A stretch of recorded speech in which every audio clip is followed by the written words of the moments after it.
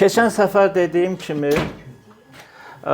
deməli Vəhiy kitabında biz nə görürük? Görürük ki, göylərdə nə baş verir, bir də ki, sonra da yer üzündə nə baş verir.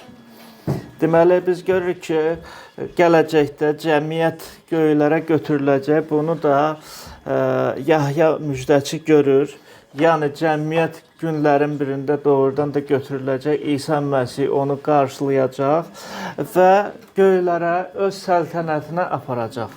Və daimi, yəni cəmiyyəti, bacı qardaşlar daimi Rəbb ilə olacaq. Rəbb ilə.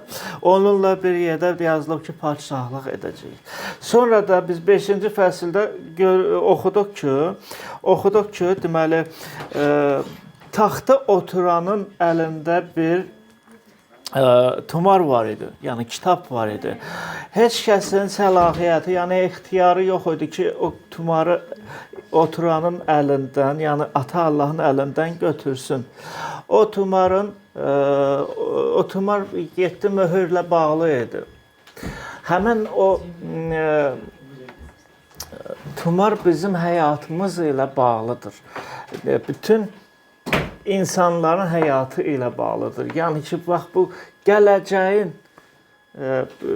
bəşəriyyətin gələcəyi necə olacaq və Rəbbin yer üzündə padşahlığı necə başlanacaq? Bax, orada deyilir. Bu bir. İkincisi cəmiyyət, yəni yerdən götürüləndən sonra, göylərə götürüləndən sonra artıq elə bil ki, bax yazılıb ki, siz dünyanın nurusunuz, bir də ki, dünyanın nəyi? Duzusunuz. Duz götürüləndən sonra, bilirsiniz, o vaxtı duz nə üçün işlədirdilər? Duzu nə üçün istifadə edilir? Xarab olmasın deyə. Xarab olmasın da. O vaxtı, yəni, həvarilərin dövründə soyuducu da olmuyor. Elə deyilmi? Onlar, belə deyək də, dərə qazırdılar. Ya, ümumiyyətlə, bir məhsulu qorumaq üçün onu duza atırdılar, duzluyurdular. Siz dünyanın duzusunuz. Və duz, yəni bax siz, bu duz götürüləndən sonra dünya xarabaya düşəcək. İylənəcək, başqa sözlə. Çünki artıq duz yoxdur. Və dostlar, Rəbb Allahın qəzəbi bu yer üzünə töküləcək. Cəmaət deyir ki, qiyamət günüdür. Qiyamət günü nə olan bir şeydir. Həmən o qiyamət günündən artıq biz danışacaq və qiyamət 3 mərhələyə bölünür. 3 mərhələyə və deməli Vəhiy kitabında burada tam açılıb bu axırıncı günlərdən, həm qiyamətdən, həm axirətdən. Bu haqda sonra danışacaq. Deməli, 3 mərhələyə bölünür və bu 3 mərhələ nədən ibarətdir? Burada deyilir 7 möhür, yəni, bax bu tumarın möhürləri açılacaq. 7 möhürdən sonra Vəhiy kitabında 7 şeypur, yəni 7 mələk, həmən o 7 mələyin əllərində şeypur olacaq. Onlar şeypur çalacaqlar və bundan əlavə də 7 nimçə də yəni Vəhiy kitabında açılır. Və bu 7 nimçə ilə tam yəni qiyamət başa çatacaq. Əvvəl gəlin başlayaq 7 möhürdən. 6-cı fəsil. 6-cı fəsil 1-ci ayədən başlayaq, oxuyaq dostlar. Mən, yəni Yahya gördüm ki, quzu 7 möhrün birini açdı. Onda 4 canlı məxluqlardan, yəni bu 4 məxluqdan biri, baxın nə deyir. Onlardan, bu canlı məxluqdan birinin göy gürültüsünə bənzər səslə gəl dediyimi eşitdim. Gördüm ki, bir at və onun belində oturan atının əlində kaman var. Ona bir tac verildi və bir qalib kimi yola çıxdı ki, qələbə qazansın. Bu birinci möhür açılanda baxın nə yazılıb.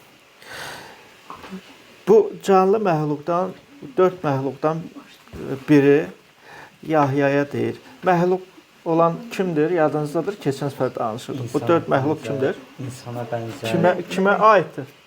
Da cəmiyyətlər. Cəmiyyətə. Cəmiyyətə aiddir. Elə deyilmi? Bu rəmzi şəkildə də burada açılır. Cəmiyyətə aiddir. Bax, onlardan biri də deyir ki, get deyir, gürültü səsi ilə, get bax gör, yer üzündə nə baş verir. Bax gör, nə baş verir, bax o yer üzündə. Və meydana yazılıb ki, bir ağ at və onun belində oturan atlının əlində ox kaman. Bu ağ atın üstündə olan, bu atlı olan şəxs kimdir sizcə? Kim ola bilər? Meydana çıxır. Və baxın, burada deyilir ki, deməli, ona bir tac da verildi. Adi bir şəxs deyil. Ona tac verildi. Tac kimə verilir? Padşaha verilir də. Deməli, bu haqda demək olar ki, bu şəxs, bu kəs adi bir insan deyil. Bu yəqin ki, hökmdar olacaq. Hökmdar olacaq da buna tac verilir. Buna səlahiyyət verilir. Və sonra da deyilir ki, qalib kimi yola çıxdı. Yəni ki, bu qələbə qazanmaq istəyir. Bütün yer üzünü öz əlinə alıb hökmranlıq etmək istəyir. Sizcə bu kim olacaq? Kim padşahlıq edəcək? İsa Məsih. Sonra kim necə başa salar? Minillik padşah qızı oldu da. Minillik padşahlıq. Əzizlərim, yenə də təkrar etmək istəyirəm. Hələ minillik padşahlıqdan söhbət getmir. Qiyamətdən, Rəbb Allahın qəzəbindən söhbət gedir. Bax, burada Rəbbin qəzəbi açılır. Rəbbin qəzəbi açılır. Necə? Əgər, mən dedim, əgər dünyanın duzu götürülürsə, deməli, dünya xarabaya çevrilir. Elə deyilmi? Necə, nə cür xarabaya çevrilir? Birinci meydana çıxan yazılıb ki, ağ bir atdır, atın üstündə atlı olan bir şəxs, ona tac verilir, qələbə çalmaq istəyir, deməli, oxla kaman. Əzizlərim, bu İsa deyil. İsa'ya kimsə bənzəmək istəyir. Ondan qabaq deyir ki, quzu, Bu quzu yalançıdır. möhürü açdı. Məsihin əleyhdarıdır. İblisin adamıdır. Bilirsiniz, maraqlısı odur ki, qiyamət bax bundan başlayır. Bundan başlayır. Yəni meydana İblisin adamı çıxmalıdır. Və öz əlinə hökmranlığı götürərək bu şahlıq etmək istəyir. Hamını Allahın üzündən, yəni hüzurundan, onun qarşısından hamını öz tərəfinə çevirmək istəyir. Bununla da yəni Allaha qarşı duraraq mübarizə aparmaq və insanları da məhv etmək istəyir. Bax, bu cür yəni qiyamət başlanır.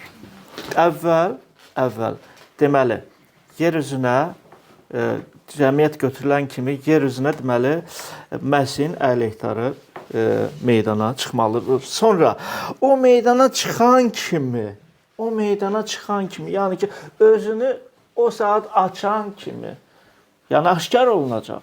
Özünü göstərən kimi nə baş verir yer üzündə? Gəlin oxuyaq. 3-cü ayədən. Quzu kimdir? İsa Məsih. İsa Məsih kəsilmiş quzu kimi bax göylərdə açıldı. Yəni qurban olub. Qurban olub. Bizi satın almaq üçün özünə qurban verdi. Deməli, 3-cü ayədən deyilir ki, quzu ikinci möhrü açanda ikinci canlı məxluqun gəl dediyini eşitdim. Onda ayrısı, yəni başqa bir od rəngində bir at ortaya çıxdı. Onun belində oturan atlıya izin verildi ki, yer üzündə sülhü aradan götürsün və insanlara bir-birini qırdırsın. Atlıya böyük bir qılınc verildi. Bu ikinci bir atdır. İkinci atlı. Və yazılıb ki, od rəngində bir at imiş. Sizcə, birinci at meydana çıxandan sonra bu ikinci at kimə bənzəyir? Ona nə verilib? Əsmər bacı, buyur. Bilmirsən. Düz çıxmaz. Məhəmməd qardaş, səncə? Yer üzündən sülh götürülür. Sülh götürüləndən sonra nə olacaq? Nə baş verir? Dostlar, biz bilirik ki, planetimizdə dəhşətli müharibələr var və olub. Müharibələr nə qədər insanların həyatını alıb, ömrünü alıb. Birinci Dünya müharibəsi də olub. Çaşmıramsa bir 50 neçə il keçib.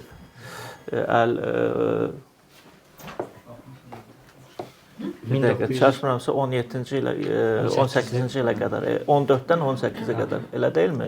1914-cü, 18-ci ilə qədər bir neçə milyon adam qırılıb. Sonra 2-ci Dünya müharibəsi, bu da 39-cu ildən 45-ə qədər. 45-in may ayında yox, may ayında yəni qələbə çalıblar. Berlin şəhərini alandan sonra qələbə çalıblar da Sovet ordusu. Yox, sentyabr ayında. Dünya müharibəsi nə deməkdir? Yəni bir ölkə yox, iki ölkə yox, bütün ölkələr. Burada nəinki Almaniya, burada həm Yaponiya bir tərəfdən, İngiltərə o biri tərəfdən, bəli, Ərəb ölkələri də onda belə hamısı qızışıb müharibə aparırdılar. Və ortaya da bu ikinci deməli dünya müharibəsində biz bilirik ki, bu faşizm ortaya çıxır. Rəhbər də Adolf Hitler olub, 12 il rəhbər edib. 12 il rəhbər edərək görün dünyanı necə dəyişir. Dünyanı əlinə almaq istəyib, amma alınmadı. Neçə milyon adam qırılıb? Deyirlər ki, 50 milyondan yuxarı adam qırılıb. 50 milyondan. Siz təsəvvür edin. 41-45-ci illərdə onda əhali o qədər də böyük deyildi indiki kimi. İndi 8 milyarda qədər əhali var, amma onda 1 milyard yarım idi çaşmıramsa əhali. Və siz təsəvvür edin, 50 milyona qədər adam qırılıb. Nə qədər itkin düşüb. Nə qədər yaralı, nə qədər xəstə, şikəst adam olub. Dünya elə bil ki, təzədən bərpa olunmağa başladı. Yəni faşizm ləğv olunan sonra. Burada isə yenə biz elə bir dünya müharibəsi görürük və baxın necə yazılıb. Yazılıb ki, deməli Gördüm ki, həmən o atlıya böyük bir qılınc verilib və sülh də alınsın, sülh aradan götürülsün və insanlara bir-birini qırsın. Bilirsiniz nə deməkdir? Bir var belə deyək də, bu ölkə o ölkəyə cumaraq belə deyək də, ölkəni məhv etmək istəyir. Amma burada yox. İnsan, qonşu qonşunu qıracaq. Siz təsəvvür edin. İndi bu qədər silah yaradırlar, cürbəcür silah yaradırlar insanları məhv etmək üçün. Bir neçə, çaşmıramsa 11 ölkənin atom qumbaraları var. Əgər çaşmamsa 11 ölkənin. Bunlar da hazırda bir-birini qırsın. Bir atom bombarası bəhs eləyir ki, bir şəhəri ləğv etsin. Amma elə bir raketlər də var ki, nəinki şəhəri, bir neçə şəhəri ləğv etsin. Qaldı məsəl üçün bu atom elektrostansiyaları var. Onu qırsan, partlatsan, bəhs eləyir də dünyanın yarısı ləğv olunsun. Sünni istifadə edirlər ki, zəlzələlər baş versin və s. Yəni çalışırlar bir-birini qırsın, çalışırlar ki, əlinə alsınlar. Amma buradakı iblis, bu iblisin adamı, Məsihin əleyhdarı üzə çıxanda, baxın, müharibələr ilə, yəni inqilab çevrilişi olacaq elə bil ki, bax, dünya müharibəsi olacaq. Ola bilsin ki, bu üçüncü bir dünya müharibəsi olacaq və ona da qılınc verilir. Verilir ki, bax, od kimi, baxın, yazılıb, oda bənzər bir atdır və çoxlu insan qırılacaq. 5-ci ayədən oxuyuruq, quzu, yəni İsa Məsih 3-cü möhürü açanda, bax o tumarın 3-cü möhürünü açanda, 3-cü canlı məxluqun gəl dediyini eşitdim. Gördüm ki, bir qara at və onun belində oturan atlının əlində tərəzi var. Dostlar, müharibələr keçəndə nəticəsi nə olur? Ölüm, İtiranlıq, aclıq, elə deyilmi? Xəstəlik. Və yazılıb ki, deməli, 4 canlı məxluqun arasından sanki bir səsin belə dediyini eşitdim. Bir xiniks buğda 1 dinara, 3 xiniks arpa da 1 dinardır. Amma zeytun yağına və şəraba ziyan vurma. İndi bir xiniks nə deməkdir? Bu dinardır. O vaxtda, yəni ki, həvarilərin dövründə Roma imperiyasında da bu dinar istifadə olunurdu. Bir dinar elə bil ki, bir günün, bir muzlunun maaşıdır. Elə bil ki, bir günün pul haqqı nə qədər zəhmət haqqı ola bilər? Hal-hazırda 30-40 manat olar. 20 manat. İndi 20 olsun, 30 olsun. Lap belə 50 manat olsun. Təxminən deyirəm də, təxminən deyirəm. Baxın, deyilir ki, bax, həmən o pula sən nə alacaqsan, deyir. Deyir ki, bir xiniks buğda balaca bir ölçüdə, bu qədər, bu balaca bir ölçüdə buğda alacaqsan 30-40 manata. Çörək yox, buğda. Elə o buğdanı elə buğdadan elə və onu öğütmək lazımdır, xəmir düzəltmək lazımdır, çörək bişirmək lazımdır. Siz təsəvvür edin, çörək tapılmayacaq. Bundan əlavə də nəinki buğda deyir, İnsan arpanı axtaramağa başlayır. Arpa kimə verilir? Heyvana verilir. Ata verilir də, belə deyil. Heç olmasa buğda yoxdursa arpa olsun. Arpa da həmən qiymətə olacaq. Siz təsəvvür edin, arpa da həmən qiymətə olacaq ki, heç olmasa bu arpadan mən heç olmasa istifadə edim ki, acından ölməyim. Bilirsiniz, bu 41-45-ci illərdə bu müharibələr olanda Leningrad blokadası olub da 42-ci illərdə dəhşətli bir blokadalar olub. İnsanlar neynirdi? İnsanlar çörək axtarırdı. Bir dil varlı bir qadın şəhərdən keçərək birdən nəysə gözü nəyəsə toxunub. Gördü ki, sağa sola baxdı ki, heç kəs görmür. Gördü ki, bir ölü bir mışdı sıçov. Mışı, yəni ki, öz zəmbilini açıb, oradan bir salfet götürüb, mışı götürüb zəmbilinə qoyub ki, aparsın, evdə pişirib yesin. Elə bir vəziyyətə düşmüşdülər insanlar. İndi də siz elə düşünməyin ki, haradakı müharibələr olur, elə deyil. Məsəl üçün bu Suriyadır, ya Ukraynadır, ya başqa bir harda hansı bir ölkələrdir, Afrika ölkələrində, ya götürək məsəl üçün bu Əfqanistan. Bilirsiniz, dəhşətli bir aclıq var. Hər il statistikaya görə, indi yəni statist olan ölçülərə görə 10 milyon uşaq acı, böyüklərdən söhbət getmir. 10 milyona qədər uşaq acından ölür. 10 milyona qədər, yəni bu bizim bu planetimizdə. Biz hələ şükür Allaha yaxşı vəziyyətdəyik. İldə. Kimsə deyir ki, qiyamət günü başlayıb.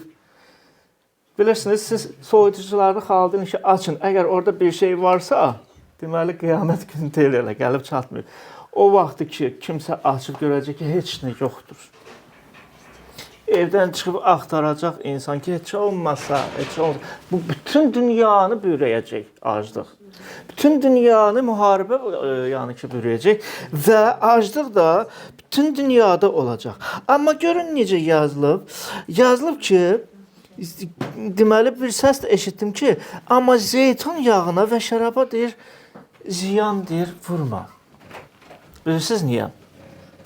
Əzizlərim, şərab nə üçündür? İçkidir də. Nə üçün istifadə edirlər onu? Keyflənsin, belə deyək də. Yəni bax, bu əzablar ki olur ha, bu əzablar bu insanı elə boğur ki, elə boğur ki. Bax, heç olmasa o şərabdan içsin. Biraz elə bil ki, unutsun da. Bəli, bəli. Və zeytun da ki, artıq apteklər də ləğv olunacaq.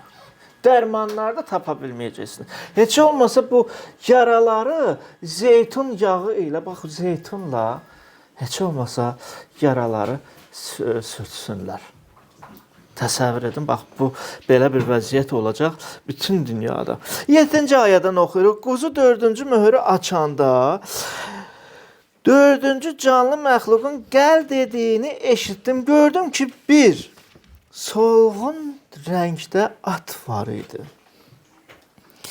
Onun belində oturan atlının adı nə idi? Ölüm. Ölüm. Ölülər diyarı da onun ardınca gedirdi. Onlara yer üzünün 1/4 üzərində səlahiyyət verildi ki, qılınc, aclıq, azar və yer üzündəki vəhşi heyvanlarla insanları qırsınlar. 1/4 bilirsiniz nə qədərdir? 8 milyard əhali varsa, onun bir hissəsi götürülür. Ümumiyyətlə, dostlar, biz sonra getdikcə oxuyacaq. Bu hələ birinci mərhələdir. Bu hələ birinci mərhələdir. 3 mərhələni keçəndən sonra biz görəcək ki, bütün yer üzünün əhalisinin 85% qədər qırılacaq. Cəmi 15% insan qalacaq yer üzündə. Siz özünüz təsəvvür edin, 15% nə deməkdir? Yəni ki, cəmaat qalmayacaq. Onlar da Rəbbin gəlişində onlar da mühakimədən hələ keçəcək. Hələ o 15% də hələ imtahandan, sınaqdan keçəcək. Kim doğrudan da Rəbbi, bax bu vəziyyətdə olaraq Rəbbi axtarır da, kim isə onu axtarmırdı. Sonra, deməli, aclıq da olacaq, azar, qılınc və s. insanlar doğrudan da qırılacaq.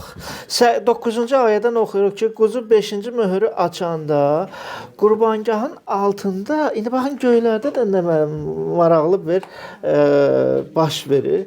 Yazılır ki, deməli, bu 5-ci möhürü açanda qurbangahın altında Allahın kəlamına və etdikləri şəhadətə görə kəsilən canları gördüm. Onlar uca səslə fəryad edirdi. Ey müqəddəs və haqq olan Pərverdigar, nə vaxta kimi mühakimə etməyib yer üzündə yaşayanlardan qanımızın qisasını almayacaqsan. Onda hər birinə ağ xalat verilib, deyildi ki, özləri ilə birgə qulluq edən onlar kimi öldürüləcək bacı qardaşlarının sayı tamam olana qədər bir az vaxtda rahat olsunlar. Onlar kimdir görəsən? müqəddəslər? Dostlar, bəli, bu müqəddəs insandılar. Amma nə vaxt bunlar müqəddəs olublar, nə vaxt bunlar Rəblə barışıblar. Biz bugün bizim qohum əqrəba üçün, yəni tanışlarımız üçün, bütün bu qonşularımız üçün və ümumiyyətlə bizim şəhərimiz üçün, ölkəmiz üçün, bütün dünya üçün dua edirik. Yazılıb ki, Rəbb Allah istəyir ki, bütün insanlar xilas olunsun. Elə deyilmi? Rəbb Allahla barışsın. Amma biz görürük ki, insanlar çətin bu həqiqəti tapırlar. Tapan da azdır. Bu yolu tapan azdır. Və dostlar, bax bəzində bizim övladlarımız görürsən kimsə imana gəlib, kimsə gəlməyib. Kimsə barışıb, kimsə barışmır. Amma bunun axırı da var, bunun geci tezi var. Cəmiyyət götürüləcək. Kim ki iman edib onları Rəbb aparacaq. Bəs kim üçün biz dua etmişik? Bəs onlar necə? Artıq duz götürüləndən sonra, bu nur götürüləndən sonra dünyada bizim balalarımız qalır, bizim qohum əqrabalarımız qalır. Onlar bədbəxt vəziyyətə düşürlər. Çünki onlar kiminlə rastlaşacaqlar? Nəyə rastlaşacaqlar? Müharibələr olacaq. İblis çalışacaq ki, bütün insanları məhv edəcək. Amma həmən o deməli günlərdə çoxları yada salacaqlar ki, ay mənim valideynlərim, mənim bacı qardaşlarım, mənim qonşularım imanlı olub, məni dəfələrlə müjdə edib, yəni ki, Rəbbin xilasından danışıblar. Amma biz gülürdük, inanmırdıq. Ya da deyirdik ki, bəziləri deyir, mən hələ cavanam, bu qocalar üçündür. Yaşa dolmamışam ki, və s. Bu mənim üçün deyil. Ya da belə qulaq asır, hə, razılaşır, amma nə deyim, bizim dinimiz deyil axı. Söhbət dindən getmir. Əzizim, Rəbb Allah səni xilas etmək istəyir. Canımı qurtargınan. Rəbb sənin üçün nə edib? Yazıb ki, Allah bu dünyanı elə sevibdir ki, öz vahid oğlunu göndərib. Öz vahid oğlunu göndərib ki, o sənin yerini tutsun və çarmıqdan məhv olunsun. Mismarlandı, öldürüldü. Öldürdülər. Dostlar, mənim yerimi tutdu. Və nəhayət mən buna iman etməliyəm. Mən bunu qəbul etməliyəm. Yox, qəbul etmirəmsə, mən xoşbəxtliyi tapa bilmərəm. Və belələri eşidib, amma biz görürük ki, bəziləri qəbul etmir. Bax, bu biz hər həftə dua edirik də. Dua edirik. İndi bizim övladlarımız üçün də dua edirik. Kimsə həyat yoldaşı üçün dua edir ki, ya Rəbb, bax, mən buradayam, yoldaşım burada deyil. Nə olar, özün kömək ol. Bax, onlar rastlaşacaq. Həmən o dövrdə. O dövr də çox yaxındır, uzaq deyil. O dövrdə deməli, bax, bu pis əziyyət günlərlə rastlaşacaqlar və onda elə bil ki, gözləri açılacaq. Ya Rəbb, neyniyək biz? Ya Rəbb, sənə yalvarıram, özün kömək ol. Amma başqaları deyəcəklər ki, bu bəlalar kimdəndir? Kim göndərir bu bəlaları? Rəbb Allah göndərir. Sən ona dua eləyirsən. Sən onun ardınca gedirsən. Sən imanlısan, eləsini öldürmək lazımdır. Sən cəmaatı yoldan çıxardırsan. Bu müharibələrin səbəbkarı sizsiniz, daha demə. Bax, elələri tapılacaq. Öldürəcəklər. Və baxın, dostlar, kim xilas olmaq istəsə, artıq İsa Məsihin qanı yox. Artıq, dostlar, öldürülməlidir və ölüm vasitəsilə yalnız özünə xilas tapa bilər. Ya sən deyəcəksən ki, belə deyək də, bayrağımı qaldırıb deyəcəksən ki, mən imanlıyam, mən qorxmuram. Ölsəm də belə qorxmuram. Bilirəm ki, Rəbb məni qəbul edəcək. Ya da ki, utanıb bu bayrağını qaldırmayacaqsan. Anladınız? Onda doğrudan da əbədi ölümə insan gedir. Yəni, iblisə tabi olacaq. Və bax, onları görəcək Yahya və baxın, yazılıbdır ki, Onlar qurbangahın altındadır və onlar Rəbbə fəryad edərək dua edirlər. Nə vaxta qədər ya Rəbb qisasımızı almayacaqsan? O da deyir ki, biraz səbirli olun. Biraz səbirli olun, çünki hələ qoy tamam olana qədər, yəni hələ bəziləri orada qalıb. Onlar da gəlsin. Yəni bunun sayı var. Tamamlananda ondan sonra deyir, qisaslarını alacağam. Dostlar, 12-ci ayədən oxuyuruq. Quzu 6-cı möhrü açanda gördüm ki, böyük bir zəlzələ baş verdi. Günəşdir, qıldan toxunan çul kimi qaraldı və ayın rəngi bütünlüklə qan kimi oldu. Bunu biz Əhd-i Ətiqdə də oxuyuruq. Məsələn, Zəkariyanın kitabında 12-ci fəsildə deyilir ki, doğrudan da hava qaralacaq, günəş görünməyəcək. Siz təsəvvür edin, bir neçə saat elə olacaq. Və yazılıbdır ki, göydəki ulduzlar da əncir ağacının güclü küləkdən sarsılıb kal meyvələrini tökdüyü kimi yerə töküldü. Bilirsiniz, bir ulduz yerə düşsə planetimizdən heç nə qalmayacaq. Elə baxanda da, elə bir tərəfdən kim oxuyub deyə bilər ki, bu ola bilməz elə. Ulduz nə boyda? Bax, günəş də ulduzdur da. Yerə necə düşə bilər? Burada dostlar, meteoritlərdən söhbət gedir. Yəni göylərdə də partlayış olacaq. Partlayış olacaq. Və bu meteoritləri biz görürük. Görürsən ki, bəziləri bax gör ulduz uçdu. Əslində ulduz deyil, meteorit də uçdu. O yağış kimi yer üzünə töküləcək. Buna görə də o vaxt həvari Yahya da deyirdi ki, bax bu ulduzları, bu həmən meteoritləri mən gördüm ki, yerə töküldü. Göydən rəvallah yağdırdı, yerə töküldü. İnsanlar da qorxuya düşdü. Hava qaralıb, günəş artıq üzə çıxmır. Göydən də elə bil ki, od yağır. Bunu görəcək. Bütün insanlar bunu görəcək. Göy bükülən tumar kimi çəkilib getdi. Hər dağ və ada yerindən tərpəndi. Onda yer üzünün padşahları, böyük adamlar, sərgərdarlar, varlılar, güclülər, hər qul və azad adam mağaralarda və dağlardakı qayalar arasında gizlənib dağlara və qayalara dedilər, üstümüzə qopub düşün və bizi taxta oturanın üzündən, yəni quzunun qəzəbindən gizlədin. Çünki qəzəblərinin böyük günü gəlib çatdı və ona qarşı kim dura bilər? İndi gəlib çatdı elə. Yəni indi başlandı. Bunu yalnız indi görürlər. Artıq müharibə də keçib.